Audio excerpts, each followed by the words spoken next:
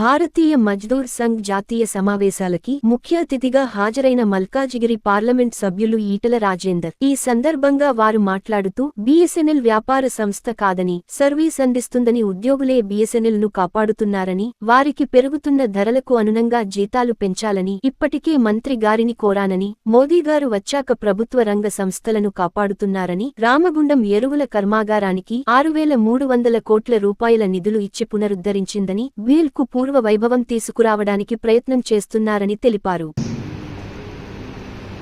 States के अंदर जो पब्लिक सेक्टर का इंस्टीट्यूट रहता है, हमारा पीआरसी जैसा जैसा इंप्लीमेंट होता है सेम इंप्लीमेंट ये संस्था में होता, वैसे केंद्र सरकार में भी जितने जो पब्लिक सेक्टर इंस्टीट्यूशन है ऑटोमेटिकली इंप्लीमेंट होना, इसमें थोड़ी संस्थाओं को एपीआरसी इंप्लीमेंटेशन नहीं करते,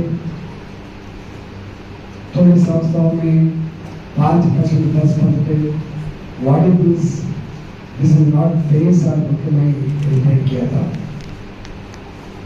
जो आजकल एम्प्लॉयज बनने के बाद अकॉर्डिंग टू प्राइस राइज सारे सेक्टर्स में जो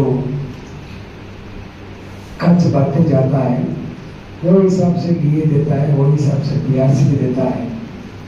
ये लोग क्या गलती किए? जो गलती किए पुराना गवर्नमेंट में गलती हुआ ऑफिस में गलती हुआ, मगर हमारा जो एम्प्लॉयज है वो एम्प्लॉयज तो सैक्रिफाइस करते रहते हैं, एम्प्लॉयज काम करते रहते हैं बीएसएनएल को बचाने के लिए, सारे शक्ति जो इन्वेस्टमेंट करते हैं वही रुपया बोल रहे हैं। इसको मैं रिपीट किया था, मेरा दो ही रिक्वेस्ट है।